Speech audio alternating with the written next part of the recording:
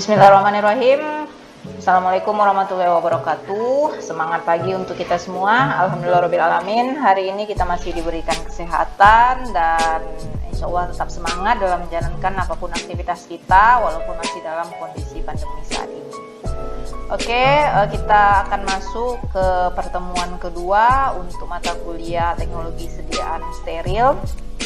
Dengan temanya itu adalah pada pertemuan kedua ini tentang sediaan steril. Jika sebelumnya itu tentang sediaan parenteral. Nah sekarang apa saja bagian jenis-jenis atau bentuk-bentuk dari sediaan yang steril ya. Oke, pada perkuliahan ini diharapkan setelah mengikutinya mahasiswa dapat mengetahui apa saja sih bentuk-bentuk sediaan steril ya. Kemudian mengetahui sediaan apa bedanya injeksi itu dengan infus ya, karena memang dua ini akan difokuskan dan akan dua-duanya dipraktikumkan nanti pada saat di labor. Cuman materinya penyampaiannya Ibu lebih ke injeksi, nanti tentang infus itu adalah bagiannya Pak Ferdi. Kemudian yang terakhir tentang router ya, apa saja di mana saja rute-rute penyuntikan. Mungkin kalau ini kita tidak perlu terlalu dalam atau spesifik, cuman kita dapat mengaitkannya lokasinya ini terhadap apa rutenya gitu ya, apakah dia IP, SC, IM atau kenapa? Karena dikaitkan kita ke farmakologinya, karena ini bagiannya dari perawat ya ataupun dokter yang memang mereka yang langsung melaksanakan prosesnya, tapi kita di bagian formulasinya ya. Jadi tahu kaitannya nanti ke formulasinya ya, pembawa apa yang cocok untuk bentuk sediaan IM ataupun SC gitu ya. Oke, kita akan langsung saja masuk. Yang pertama itu adalah sediaan steril untuk pemakaian mata ya. Untuk pemakaian pada mata umumnya itu adalah untuk bisa memberikan efek lokal pada bagian permukaan mata atau bagian dalamnya ya. Memberikan efek lokal pada bagian permukaan mata atau bagian dalamnya. Di dalamnya ini juga sampaikan di retina itu tadi, tapi di bagian dari bola matanya itu tadi ya. Karena kan kalau yang sudah pernah ada yang menggunakan obat tetes mata mungkin atau salep mata itu di bawah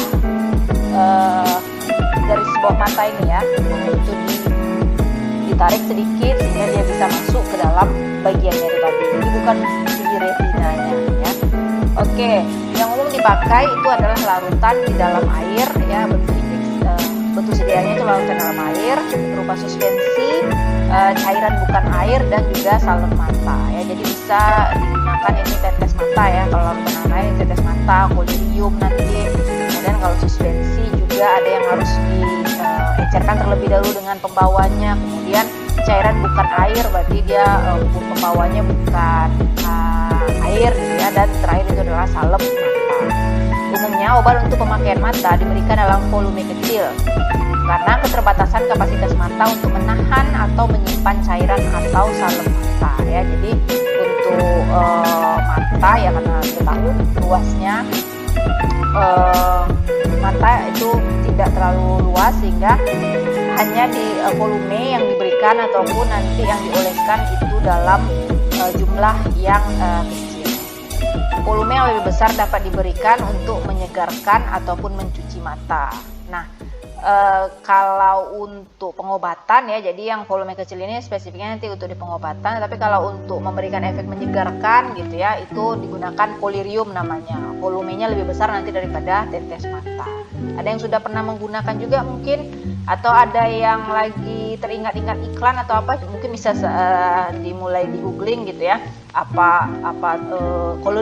kolirium itu apa sih gitu, apa bedanya dengan si tetes mata, karena kedua jenis sediaan ini atau bentuk sediaan ini juga akan kita praktikumkan nanti di labor. Volume normal air mata di dalam mata itu adalah 7 mikroliter. Mata yang tidak berkedip kapasitasnya paling banyak 30 mikroliter cairan. Mata yang berkedip hanya dapat menyimpan 10 mikroliter cairan. Nah, jadi ini berkaitan dengan nanti informasi gitu yang pada saat memberikan informasi kepada pasien yang akan menggunakan obat tetes ataupun salep mata ini gitu ya. Dibiarkan dia matanya tertutup beberapa lama sambil didongakkan kepalanya ke atas sehingga larutan ataupun sediaan obatnya itu tadi bisa lama dia berkontak di sekitaran bagian matanya tadi ya. Cairan yang berlebih dengan cepat akan dialirkan ke mata, keluar ya. Jadi kalau segera diluruskan lagi kepalanya itu, kalau tetes itu bisa langsung keluar lagi ya. Jadi dikhawatirkan kadarnya itu juga akan berkurang. Ukuran tiap tetes yang dimasukkan ke dalam larutan obat biasanya 50 mikroliter atau 20 tetes per mili. Jadi tetesan yang dimasukkan kebanyakan itu akan hilang ya. Volume ideal larutan obat yang dipakai berdasarkan kapasitas mata itu sekitar 5-10 mikroliter. Dosis mikroliter dari penetes mata itu tidak ada, menyebabkan hilangnya obat yang dosis mikroliter dari penetes mata tidak ada, menyebabkan hilangnya obat yang dimasukkan penetes standar menjadi suatu hal yang biasa. Jadi maksudnya seperti ini. Untuk alat yang didesain khusus, speknya sampai ke mikroliter untuk diteteskan gitu ya, itu di pasaran tuh kalau dibuat menjadi suatu bentuk penetesnya itu akan membutuhkan biaya yang besar bagi pasien untuk membelinya, sehingga ya penetes standar saja yang seperti botol tetes langsung gitu ya. Mungkin waktu di Tecfar semi solid itu sudah di larutan ya, di liquid itu kita ada buat gute ophthalmic ataupun aurik ya. Jadi tapi itu kan dibuka, dia ada botol tetes yang langsung bisa dibuka saja bagian kepalanya, itu bisa langsung diteteskan dari botolnya tadi. Jadi dosis efektif dari pengobatan mata itu berbeda-beda tergantung dengan kekuatan obat yang diberikan, volume yang dipakai, lamanya pengobatan yang berhubungan dengan permukaan mata, dan frekuensi pemberiannya. Ini berkaitan dengan pertanyaan nanti berapa lama sih penggunaannya ya. Jadi itu semua tergantung dari kekuatan obat yang diberikan ya, kekuatan obatnya, tujuan pengobatannya itu tadi, volume pakainya berapa tetes di dalam sehari misalnya. Kemudian dokter itu meresepkan untuk berapa volume mili sediaannya tadi digunakan sampai habis seperti itu ya. Jadi ini akan mempengaruhi efektivitas dari pengobatan yang dilakukan. Kembali lagi dasarnya itu adalah tergantung dari kondisi si pasien. Kalau bengkak misalnya separah apa bengkaknya gitu, sehingga harus seberapa lama digunakan tadi. Nah untuk pemakaian mata ini dia ada yang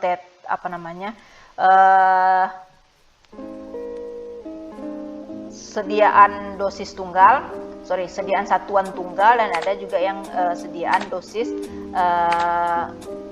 ganda ya. Nanti seperti yang sudah Ibu jelaskan itu di materi juniornya di mata kuliah farmasetika dasar, ada yang tetes mata ini mini dos ya. Jadi satu buah bagian dari mini dos itu hanya digunakan untuk 1 hari pakai saja ya. Artinya dia untuk satuan pakai, satuan dosisnya tadi gitu ya, satuan wadahnya. Kemudian kalau ada yang botol tetes itu berarti dia yang wadah ganda ya, lebih besar volumenya, dan juga kaitannya itu ke waktu lama dia bisa digunakan. Kalau yang mini dos itu cuma 1 hari pakai saja, tapi kalau yang botol tetes itu bisa paling lama sekitaran di 2 mingguan untuk bisa pasien menggunakannya.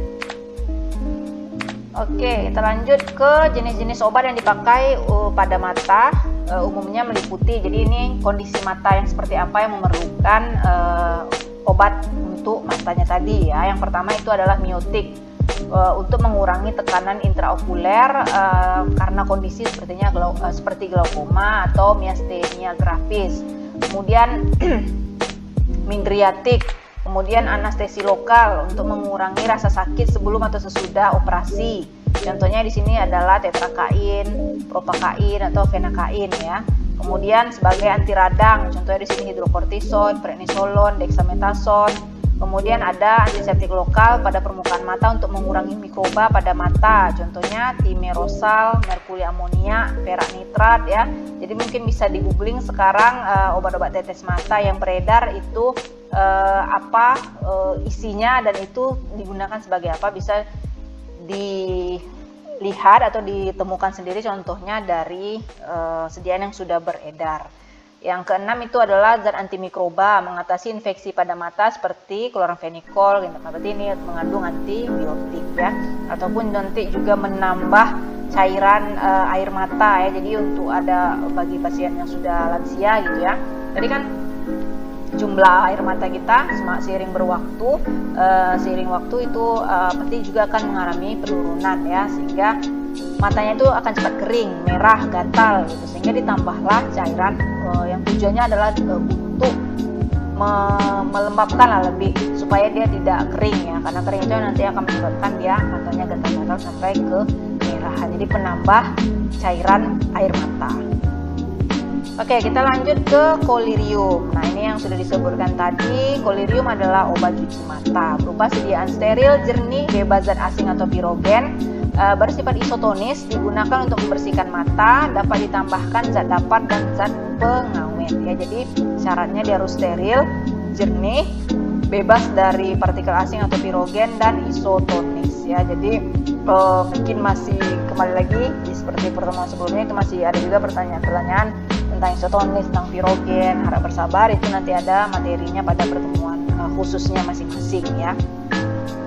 Etiketnya harus tertera, masa penggunaan setelah kemasan dibuka, tutupnya, kemudian tulisan obat cuci mata ya. Kebayang nggak gimana penggunaannya gitu obat cuci mata ini?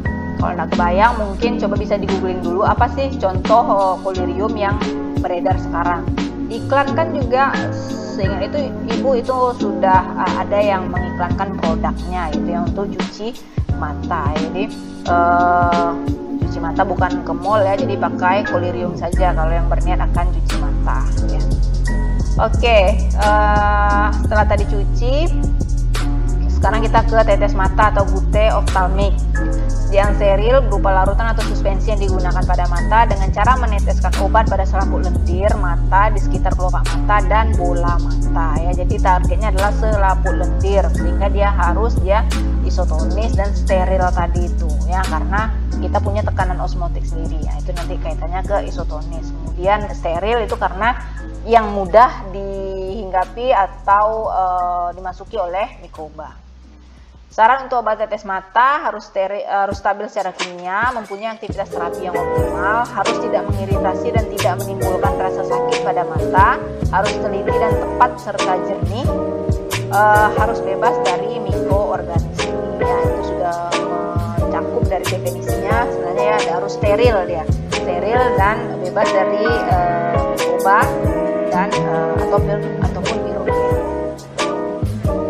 Oke, kita masuk ke hal-hal penting pada pembuatan obat tetes mata. Yang pertama itu adalah nilai isotonisitas ya. Jadi di sini bisa dibuka sedikit tentang isotonisitas.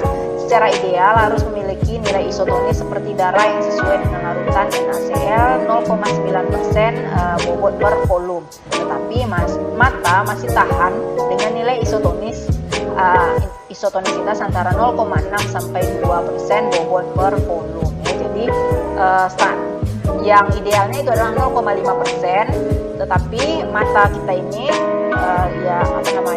ada range yang masih bisa diterimanya, itu paling kecil adalah 0,6% dan paling besar itu adalah 2%. Oke, kemudian pendaparan ya, untuk mencegah kenaikan pH yang disebabkan oleh interaksi terhadap wadah kaca yang melepaskan ion hidroksil, secara ideal harus memiliki pH seperti pada air mata, lebih kurang 7,4. Range air mata pH-nya itu adalah di 3,5 sampai 8,5. Ya, jadi pendaparan ini tujuannya untuk menjaga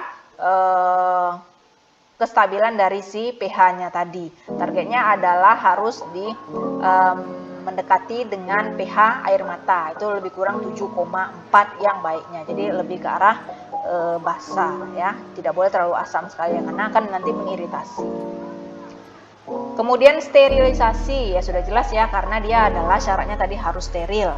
Dapat dilakukan dengan menggunakan penyaring membran steril atau penyaring bakteri secara aseptis, atau jika pemanasan tidak mempengaruhi stabilitas sediaan, maka sterilisasi obat dalam wadah akhir dengan cara autoklaf dapat dianjurkan.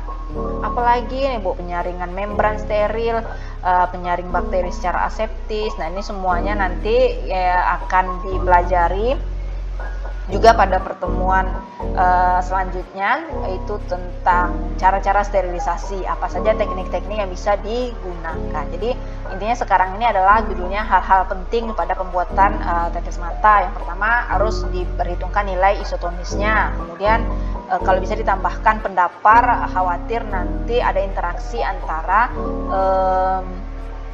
kaca terhadap zat aktifnya tadi ya, akan meningkatkan pH dari sediaan, karena targetnya adalah pH mata kita, pH-nya itu pH sediaan harus mengikuti pH cairan air mata kita, itu adalah lebih kurang di 7,4. Kemudian sterilisasi ini tentu saja berkaitan dengan proses pembuatannya, yang mana harus nanti ada dua teknik, secara aseptis ataupun dengan secara sterilisasi akhir ya namanya. Kemudian yang keempat itu adalah pengawet. Tidak boleh ditambahkan pada sediaan larutan mata untuk pembedahan karena dapat menimbulkan iritasi pada jaringan mata. Jadi ini untuk operasi mata berarti ya, sediaannya, anestesinya atau apanya gitu ya, tidak boleh ditambahkan pengawet karena nanti dikhawatirkan dapat menimbulkan iritasi pada jaringan mata.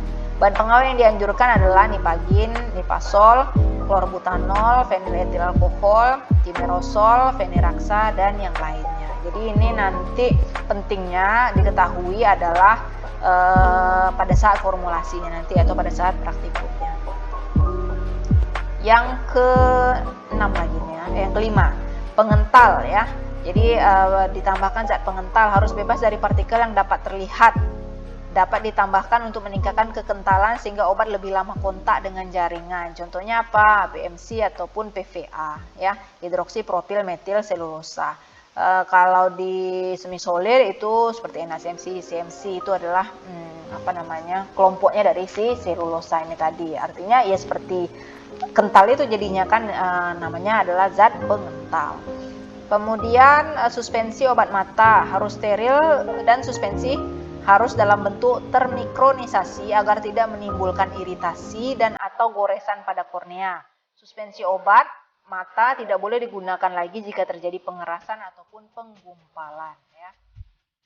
Untuk tetes mata itu kan boleh ada yang larutannya ataupun yang suspensi ya. Suspensi kan harus partikelnya tidak larut tapi dia terdispersi. Yang diharapkan targetnya itu adalah ukuran dari partikelnya itu adalah dalam ukuran yang sekecilnya tadi, karena jangan sampai yang tidak terlarut tadi itu nanti akan menggores bagian kornea mata sehingga dapat menyebabkan iritasi. Oke, apa saja keuntungan tetes mata? Tetes mata secara umum larutan berair lebih stabil daripada salep ya. Kemudian tidak mengganggu penglihatan saat digunakan. Nah, kalau salep kan agak kental ya, agak semi padat daripada yang cairan, itu tentu lebih enak lah yang penggunaan yang cair. Kemudian larutan mata memiliki kelebihan dalam kehomogenannya, lebih homogen dia daripada yang bentuk salep ya. Tetapi ada juga kerugiannya. Yang pertama, waktu kontak relatif singkat antara obat dan permukaan yang terabsorpsi. Kenapa? Karena dia mudah keluar lagi dari mata itu tadi ya, karena dia tidak ada perlekatan ya, jadi cair sama cair ya lengser aja dia setelah dimasukkan. Berbeda nanti kalau dia adalah salep, tentu akan lebih lama kontaknya di sana ya. Kemudian volume larutan yang dapat ditampung oleh mata itu sangat terbatas ya, paling cuma berapa 2 atau 3 tetes atau 5 tetes paling banyak yang diteteskan ke mata setiap kali penggunaannya. Bioavailabilitas mata diakui buruk jika larutannya digunakan secara topikal. Untuk kebanyakan obat, kurang dari 1-3% dari dosis yang dimasukkan melewati kornea sampai ke ruang anteriornya. Jadi sangat kecil sekali untuk ketersediaan hayatinya tadi. Setelah tadi sudah kolirium dan tetes mata, kita akan lanjutkan ke bentuk sediaan steril lainnya, itu adalah salep mata. Merupakan salep steril yang digunakan untuk pengobatan mata menggunakan dasar salep yang cocok ya. kenapa tidak dibuatkan salep mata kemarin waktu di tekvar cair dan semi solid itu karena ada pembuatan khususnya nanti kita itu adalah di labor tekvar di mata kuliah tekvar steril inilah dia ya. Kenapa? Karena tahapan pengerjaannya itu lebih kurang, konsep salepnya itu sama seperti yang di semi solid kemarin, tetapi di sini prosesnya itu ditambahkan harus steril. Jadi alat-alat yang digunakan itu harus disterilkan terlebih dahulu, kemudian adanya proses pemanasan dari si basisnya terlebih dahulu gitu ya. Jadi bedanya itu adalah di adanya tambahan atau teknik sterilisasi mulai dari persiapannya, pengerjaannya sampai nanti ke jadi sediaan dari si salep matanya itu ya. Syarat-syarat salep mata harus mengandung bahan atau campuran bahan yang sesuai untuk mencegah pertumbuhan atau memusnahkan mikroba yang mungkin masuk secara tidak sengaja bila wadah dibuka pada waktu penggunaan. Kecuali dinyatakan lain dalam monografi dan formulanya sendiri sudah bersifat bakteriostatik. Jadi harus mengandung bahan atau campuran bahan yang sesuai untuk mencegah pertumbuhan atau memusnahkan mikroba yang mungkin masuk secara tidak sengaja ya. Kenapa? Karena walaupun pakai wadah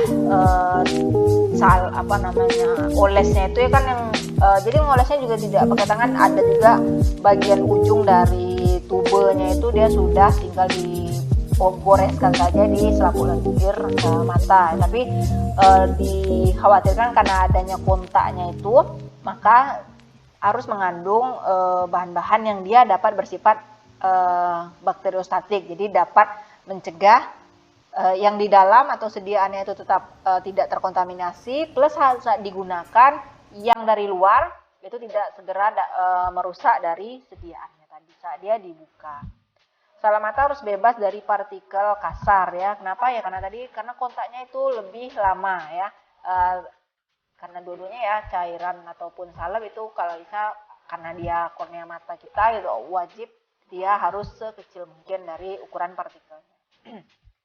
Yang ketiga, harus memenuhi syarat kebocoran dan partikel logam pada uji salep mata. Ya, jadi memenuhi syarat kebocoran dan partikel logam pada uji salep mata. Jadi ini adalah untuk di wadahnya tadi ya. Syarat kebocoran tidak boleh bocor nanti dari si tubenya itu dan juga logam pada tubenya tadi ya. Tubenya itu kan dari logam ya, kalau yang dari logam. Jadi bedanya tadi itu adalah tube itu juga dilakukan sterilisasi. Kalau kemarin kita di tekvar semi solid itu tidak dilakukan sterilisasi kan, tinggal langsung dimasukkan saja ke tube. Yang keempat, wadah untuk salep mata harus dalam keadaan steril pada anak ini sudah Ibu jelaskan tadi ya. Jadi harus dilakukan sterilisasi terlebih dahulu dari tubenya. Dasar salep yang digunakan tidak boleh mengiritasi mata, ya sudah jelas ya, karena kalau sebisa mungkin itu cocok tanpa menimbulkan iritasi pada saat penggunaan. Dasar salep memungkinkan difusi obat dalam cairan mata ya. Jadi basisnya itu kan sebagai pembawa dari si zat aktifnya. Jadi saat dia sudah digunakan ditargetkan itu si zat aktif itu dapat melewati dari basisnya sehingga dia akan bisa langsung kontak ke bagian mata. Kemudian yang ketujuh, dasar salep tetap mempertahankan aktivitas obat dalam jangka waktu tertentu pada kondisi penyimpanan yang tepat. Berarti stabilitas ini adalah kompatibilitas antara zat aktif sama basisnya. Ya, itu kita akan bahas pada pertemuan ketiga nanti tentang zat aktif dan eksipien dari sediaan steril. Kemudian yang kedelapan, dasar salep mata yang digunakan juga harus bertitik lebur yang mendekati suhu tubuh ya. Jadi tidak memerlukan waktu lama nanti untuk meleburnya. Ya, jadi ada basis-basis yang kalau bisa itu mempunyai titik lebur yang mendekati dengan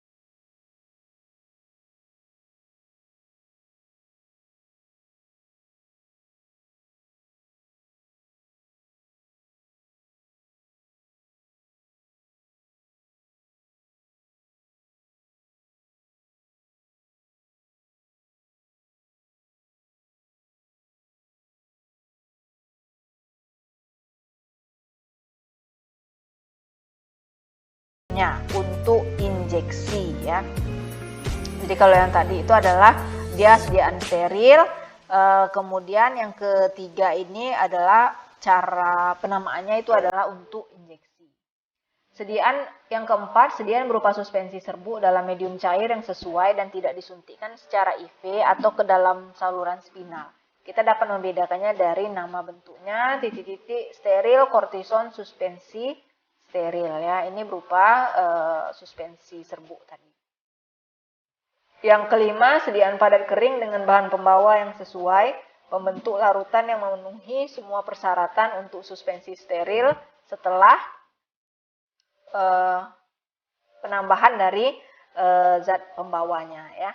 Sediaan padat kering dengan bahan pembawa yang sesuai membentuk larutan yang memenuhi semua persyaratan untuk suspensi steril setelah penambahan zat pembawanya.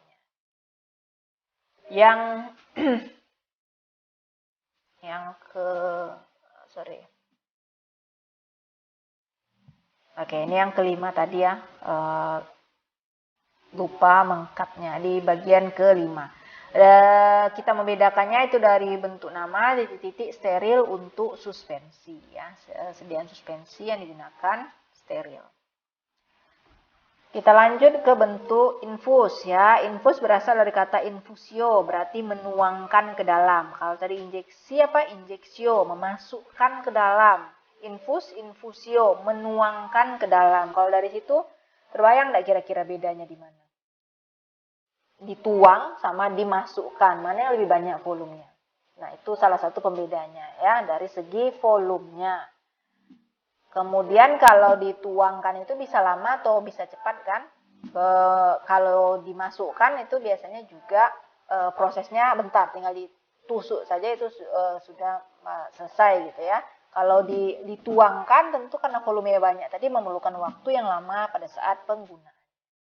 Infus adalah sediaan steril berupa larutan atau emulsi bebas pirogen dan sedapat mungkin dibuat isotonis terhadap darah dan disuntikkan melalui intravena tetes demi tetes dengan bantuan peralatan yang cocok ya. Jadi di infus itu sudah ada tambahan dia bebas pirogen.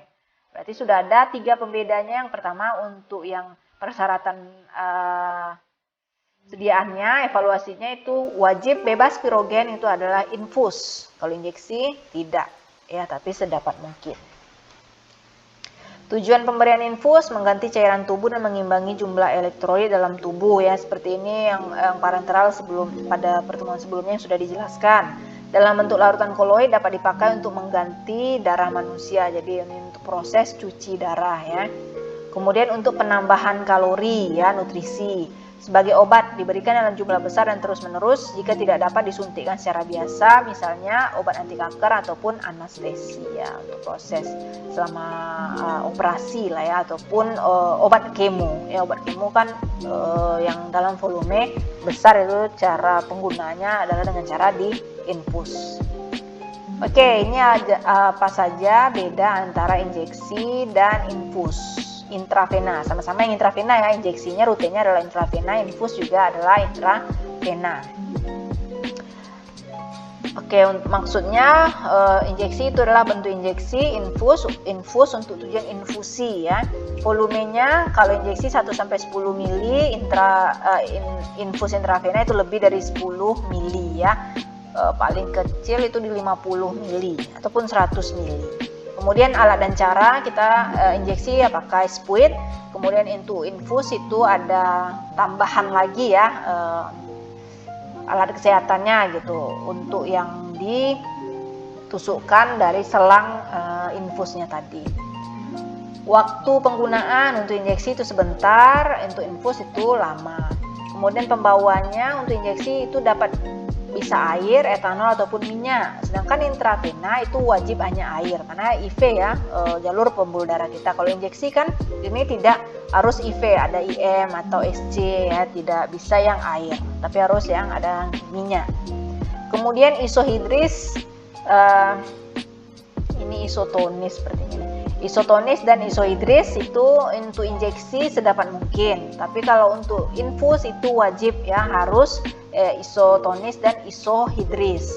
Kemudian ada isoioni, untuk injeksi itu tidak selalu, kalau infus itu wajib.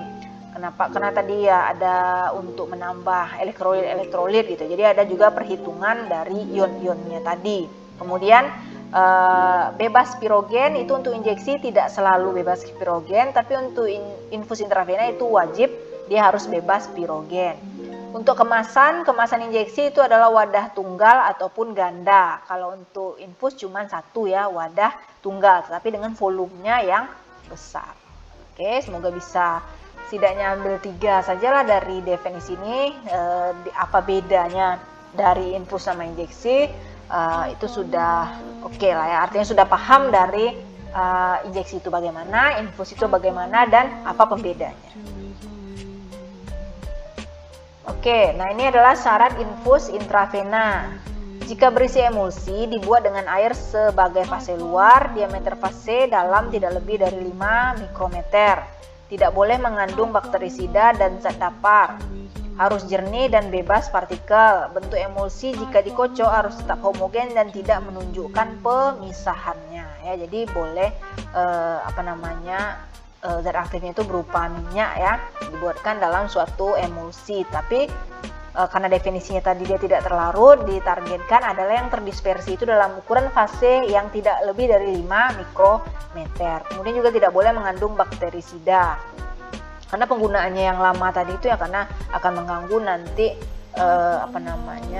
kondisi pembuluh darah kita tadi dan zat daparnya tadi ya, karena kondisinya akan dinetralkan atau diperbaiki sendiri sama dengan kondisi tubuh. Artinya saat digunakan itu sudah bisa kompak dengan kondisi tubuh ya, menyesuaikan ya.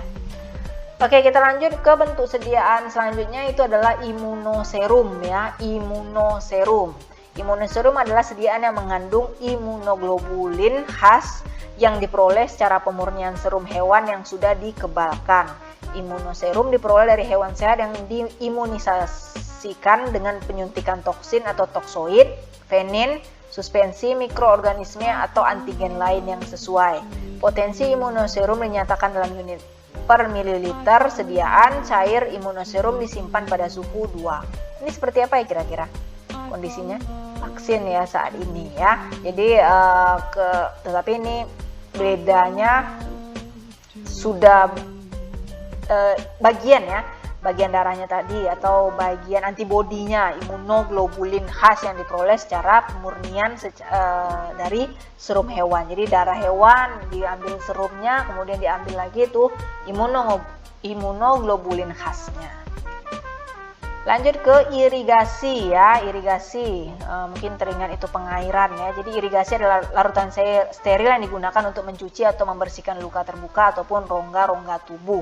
Jadi ya untuk mengalirkan, membersihkan kotoran, misalnya habis luka kecelakaan gitu ya, kena di aspal, ada lengket-lengket pasir atau segala macam, itu diguyur dengan larutan irigasi untuk menghilangkan mikroba-mikroba di sekitar luka tadi. Pemakaiannya secara topikal, tidak boleh secara parenteral ya. Jadi lokasinya hanya topikal saja karena untuk membersihkan ya. Pada etiket harus tertulis tidak dapat digunakan untuk injeksi. Contohnya di sini adalah glisin, asam asetat, sekian persen ya. Nah, ini adalah posisi penyuntikan. Jadi ada rutenya intramuskular, otot, intravena ke pembuluh darah vena kita, kemudian subkutan di antaranya lagi, dan intradermal tidak terlalu dalam ya, hanya di bagian epidermis ya. Di bagian dermis dari kulit ya. Kalau intradermal itu di bagian dermis, intravena itu sampai ke subkutan, jaringan subkutan, dan intravena yaitu di pembuluh darah vena kita, dan kalau di intramuskular itu adalah di otot ya. Oke. Kita akan bahas satu persatu. Yang pertama, intramuskular, disuntikkan ke dalam atau di antara lapisan jaringan atau otot. Injeksi dalam bentuk larutan, suspensi atau emulsi. Bentuk larutan dapat diserap dengan cepat berupa emulsi atau suspensi, diserap lambat dengan maksud untuk mendapatkan efek yang lama. Bentuk larutan dapat diserap dengan cepat, tetapi kalau dalam bentuk emulsi dan suspensi itu proses penyerapannya lebih lama ya, karena untuk bisa mendapatkan efeknya. Kemudian volume penyuntikan antara 4 sampai 20 ml, disuntikan perlahan-lahan untuk mencegah rasa sakit. Jadi besar ya, dibanding kalau kita vaksin ya, vaksin kan cuma 1 ml tuh. Kalau untuk intramuskular itu bisa sampai 4 sampai 20 ml. Kemudian larutan sedapat mungkin dibuat isotoni ya. Jadi walaupun dia intramuskular, jadi sedapat mungkin isotonis. Zat aktif dengan kerja lambat serta mudah terakumulasi dapat menimbulkan keracunan. Nah, saat dia sudah diinjeksikan, kerja zat aktifnya itu akan cenderung lambat dan mudah terakumulasi sehingga dapat menimbulkan keracunan. Jika nanti akumulasinya dalam jumlah yang sangat besar pula ya, kalau sekali pakai itu tidak akan langsung menyebabkan gejala keracunan, kecuali jika dosisnya atau kadarnya juga yang tidak sesuai. Yang kedua itu adalah intravena, disuntikkan langsung ke dalam pembuluh darah vena. Bentuknya berupa larutan, sedangkan bentuk suspensi atau emulsi tidak boleh diberikan melalui rute ini sebab akan menyumbat pembuluh darah vena yang bersangkutan. Itu dulu ya. Sekarang yang penting dia yakinkan ukuran partikelnya itu kecil dan tidak akan menyumbat nanti di saluran vena, pembuluh darah vena. Kemudian dalam jumlah kecil itu tidak mutlak harus isotoni dan isohidris ya. Jadi ini adalah perbedaan dari injeksi dan infus tadi ya. Dalam jumlah kecil dia tidak harus isotonis dan isohidris. Tapi kalau untuk infus itu wajib ada perhitungan isotonis dan isohidrisnya.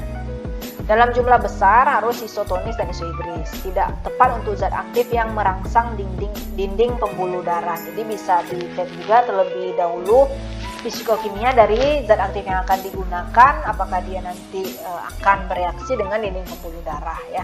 Kalau memang ada meningkatkan resiko reaksi, berarti rutenya diganti ya, tidak boleh IV. Volumenya antara 1 sampai 10 ml. Injeksi IV yang diberikan dalam dosis tunggal dengan volume lebih dari 10 ml disebut dengan infus intravena, dan dia harus bebas pirogen. Jadi injeksi melalui IV tetapi volumenya lebih dari 10 itu sudah masuk ke dalam infus intravena. Nambah persyaratannya yaitu adalah harus bebas pirogen. Tujuan pemberian intravena menjamin penyampaian dan distribusi obat dalam keadaan shock ya. Jadi seperti yang sebelumnya itu tujuan penggunaan sediaan parenteral ini, nah spesifik itu nanti diinjeksi untuk pasien-pasien yang tidak sadar diri, yang susah yang tidak sadar, kemudian perlu juga penanganan yang cepat ya. Jadi langsung diinjeksikan. Kalau udah tak sadar dikasih oral pula ya, semakin lama lah efek yang akan dihasilkannya, sehingga dipilihlah rute penggunanya itu secara parenteral ya, injeksi intravena langsung melalui pembuluh darah vena. Kemudian untuk mengembalikan secara segera kesetimbangan elektrolit dari cairan tubuh. Nah kalau tadi yang shock, nah kalau ini adalah yang bagi yang mengalami kondisi ketidakseimbangan elektrolit atau cairan tubuhnya. Memberikan efek farmakologis yang segera ya, karena dia darurat. Pengobatan infeksi yang serius ya. Ini maksudnya seperti kondisi sepsis kemarin ya, yang sudah dijelaskan, merupakan salah satu resiko juga itu adalah sepsis. Infeksinya itu berada di dalam pembuluh darah. Jadi ya solusinya diberikan rute oral ya, rute injeksi yang juga melalui pembuluh darah tadi gitu. Kemudian pemberian nutrisi secara kontinu ya. Jadi untuk ini lebih ke infus ya. Kemudian mencegah komplikasi lainnya jika diberikan melalui rute lainnya ya. Untuk zat aktif yang akan berefek dia berinteraksi dengan obat yang digunakan secara peroral misalnya ya. Kemudian untuk tujuan khusus itu adalah transfusi darah ya. Jadi untuk tujuannya diberikan secara IV, baik ini injeksi dan juga infus. Posisi ketiga dari penyuntikan itu adalah subkutan. Penyuntikan dilakukan ke dalam jaringan longgar di bawah kulit, bagian dermis, disuntikkan ke dalam tubuh melalui bagian yang sedikit lemaknya. Kutan ya, berarti itu adalah yang bagian yang berlemak, sehingga ini nanti bisa menjadi pembeda pembawa yang digunakan ya, apakah dia cocok air ataupun minyak nanti. Larutan yang disuntikkan sebaiknya isotonis dan isohidris dengan kerja zat aktif lebih lambat dibandingkan dengan pemberian IV dan IM ya. Jadi IV itu lebih cepat, yang keduanya itu IM, dan yang ketiga itu adalah subkutan. Dapat diberikan dalam jumlah besar juga. Kemudian obat yang tidak boleh diberikan, ini contohnya adalah insulin ya. Mungkin ada keluarganya atau melihat orang yang menggunakan insulin itu kan rutin ya, disuntikkan di bagian perutnya ya, pada saat dia akan makan ataupun sebelum makan. Obat yang tidak boleh diberikan melalui rute SC adalah obat-obat yang bersifat asam kuat, basa kuat, iritan yang dapat menimbulkan rasa sakit, inflamasi pada jaringan ya, ataupun rasa terbakar ya, nekrosis atau rusaknya jaringan selnya itu tadi. Oke, sudah selesai untuk materi pertemuan kedua ini. Sudah tahu posisi-posisi injeksinya. Ini berkaitan dengan nanti bahan pembawa yang cocok ya. Apakah dia bahan pembawanya minyak ataupun bahan pembawanya air untuk rute-rute injeksi yang lainnya. Kemudian juga apa saja bentuk-bentuk sediaan steril dan juga persiapan untuk praktikumnya itu nanti bisa tahu untuk dari segi persyaratan, yang mana yang harus isotonis, yang mana yang harus isohidris, yang mana yang tidak, yang mana yang sampai ke uji pirogen, yang mana yang tidak ya. Jadi itu mudah-mudahan sekarang sebagai dasarnya untuk bisa melanjutkan materi-materi selanjutnya ya. Oke, seperti biasa, jika masih ada yang mau ditanyakan, mau ditambahkan ataupun menjawab pertanyaan dari temannya, itu dipersilakan mengisi kolom komentar dari link video ini. Atas perhatiannya Ibu cukupkan. Terima kasih. Wassalamualaikum warahmatullahi wabarakatuh.